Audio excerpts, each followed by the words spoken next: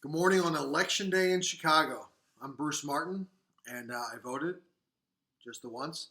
And wanted to reach out this morning again. We're doing a little series here of just job search strategies for candidates. There's so much job instability, job search, recruiting questions out there for people. We wanted to put really less of a commercial and just more of some good information out there for folks to help educate them on different parts of the process. So we've been recruiting my firm for about 20 years, coming up on 20 years in the auto industry at the management and national management, senior management, executive levels, and wanted to share some of our thoughts on the job search process. We've talked about interviewing and dealing with recruiters, and we've talked about just how you handle your resume. And today we're going to talk about the money. We're going to talk about job offer. Ironically, our nation's going to make an offer, hopefully today or tomorrow, to a new president. But we're going to talk about an offer that you get. I think the first thing you need to understand, it'd be helpful information, is the offer process, and that it starts long before you're even in touch with the company.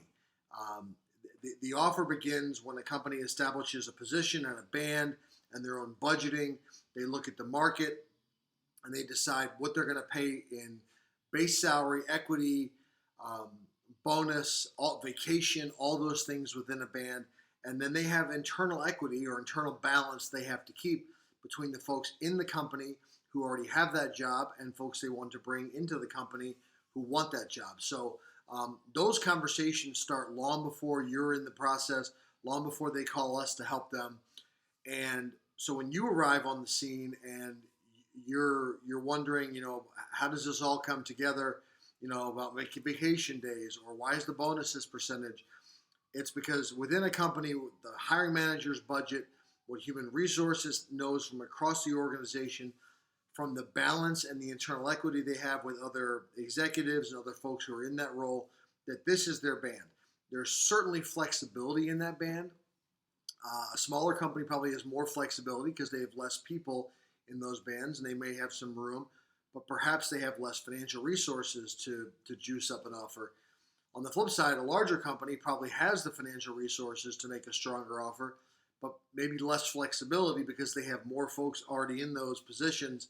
And if their people are at that spot now and they bring you in and blow the budget out of the band, that doesn't make a lot of sense. It's not good for culture and morale and a lot of things like that. So that's kind of how the process works internally with them before you even arrive on the scene.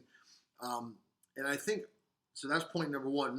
Point number two, really important, and that's about setting the expectation of where you want to be.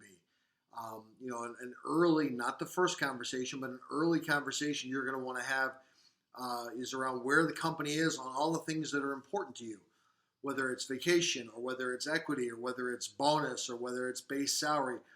If a company, comes back and says through a recruiter or an email, it says, we're at $150,000 on this job plus a 20% bonus and 2 weeks vacation. And that, you could probably take that, but you're already a little bit above that in some of those areas.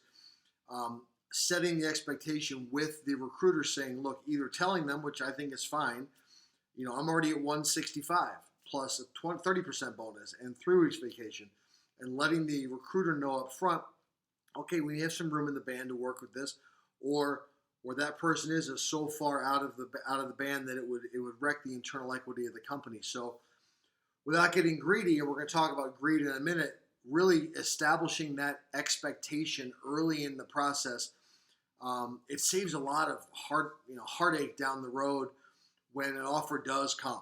So everybody knows this is what we can expect from the company. Here's the range. The company knows this is what the candidate expects, vacation days, bonus, base, even an equity participation, that's your expectation. Everybody being on the same page, in boy-girl relationships, in friendship relationships, even with our pets, communicating what is expected of each other is really important. No different in the job search process, no different in the offer process. So the first part of this is understand the process. Who are the players within the company that are bringing that offer to you?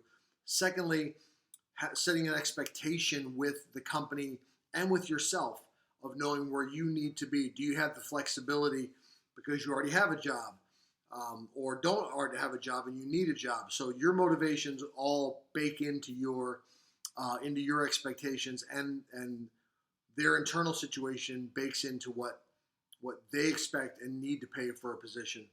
Um, and they pay for those positions a certain way, not because you're male or female, or not because of who you love or who you worship, or if you're black or white or red or yellow or green or purple. It does not matter. Companies have gotten so good at managing compensation to the market because talent will follow good compensation plans, right? The market dictates that. And what they're losing candidates to, what they're hiring candidates at, if that's the right way to say that, is that's what's driving compensation and offers from companies. So the third thing is greed.